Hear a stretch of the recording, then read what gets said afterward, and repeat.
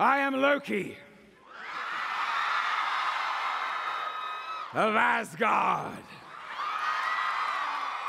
and I am burdened with glorious purpose. Hey YouTubers, it's Charlie. Happy Geek Week. So, they just debuted a big Thor trailer, but since this is Tom Hiddleston's last movie, but it's not the end of Loki, I thought I'd do a video for future Loki projects that are coming, including some possible Agents of S.H.I.E.L.D. That's right, Tom Hiddleston just did this really awesome interview where he talked about really wanting to be on Joss Whedon's Agents of S.H.I.E.L.D. TV show. And while I don't think that he's going to appear on S.H.I.E.L.D. during season 1, I do think that we'll see a Loki movie during phase 3. And here's why. Number 1, he stole the show at Marvel's Comic-Con panel. It was the biggest event all weekend long, and he basically headlined the entire event. That's right, the cast of the Guardians of the Galaxy, Captain America, the Winter Soldier, they were all very tongue-in-cheek, and honestly, their panels weren't that informative. It was really Tom Hiddleston's performance that stole the show. Marvel fans will do anything to get information on upcoming Marvel projects, but I think that they'll do just about anything to get a Loki movie.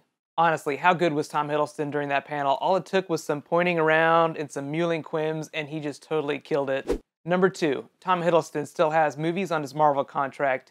So when actors sign with Marvel, they typically sign 6-picture deals, and Tom Hiddleston has only done a couple of those, meaning that he could show up in future Marvel films if Marvel decides to use him. What it basically says is that Marvel can use the character anytime they want, and Tom Hiddleston is compelled to come act in the movie.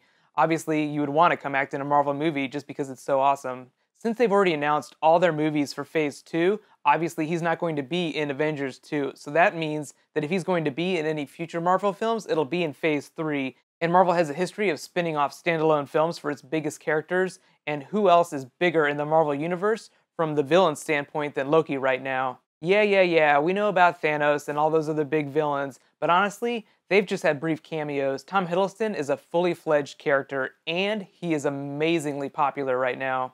That also goes to say that we might see him in some non-movie content too from Marvel. Think about it, Marvel releases short films almost every year. So the recent one, Agent Carter, actually features Peggy Carter from the first Captain America movie. So it's always possible that Marvel could use Tom Hiddleston's Loki character in a project that's not a feature film. Obviously, I don't expect to see him on TV anytime soon. I feel like that'd be too big of a step down for him, but we might see him with some media tie-ins. Number 3, Tom Hiddleston is relatively cheap and amazing to work with.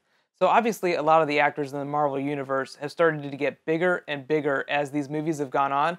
Think about it, Robert Downey Jr. was a big problem for Marvel when they were casting Avengers 2 and Avengers 3. He was the last person to sign on, and it was all because he cost too much money. He was just too popular. Tom Hiddleston is also crazy popular right now, but he's a fraction of the cost, meaning it's much easier for Marvel to produce a film and justify his salary. Number 4, unless they completely resolve the Loki conflict at the end of Thor: The Dark World, which I don't think they will, there'll be a big cliffhanger for Loki's character, just like at the end of the first Thor movie. You remember he got sucked into that black hole. Obviously, we don't know how his character is going to end in this second Thor movie, but honestly, Marvel does a really good job of seeding teasers that just sets up future films. So honestly, I think that's what they're going to do. They're just going to leave him with a really open-ended ending. And number 5, finally, my personal favorite reason, Loki is just too complex of a character, and Tom Hiddleston is just too popular to ride the bench. It's basically like putting your A-list quarterback on the bench. He's basically the biggest villain Marvel has right now, and the one that people love to see the most.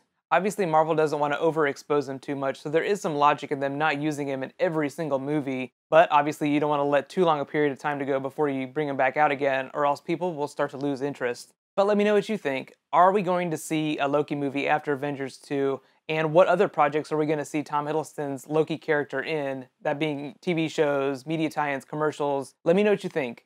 Honestly, I don't think we're going to see him on any TV shows, and personally, I think that there's probably a better chance of maybe a Hulk movie happening before a Loki movie, just because Mark Ruffalo's character is just a little bit bigger in Marvel's eyes.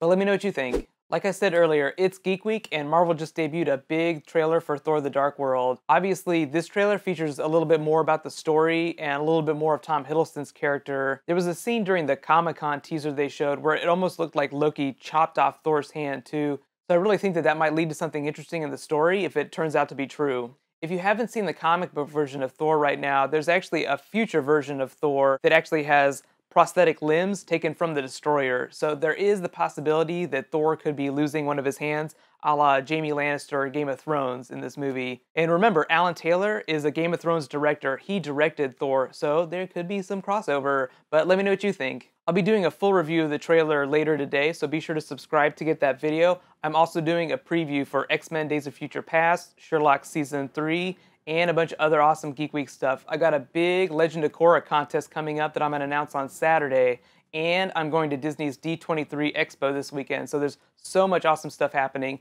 Please subscribe to get all my videos. I'll get them out as fast as possible. In the meantime, you can click here to check out my review of that Thor trailer, and you can click here to check out my preview for X-Men Days of Future Past.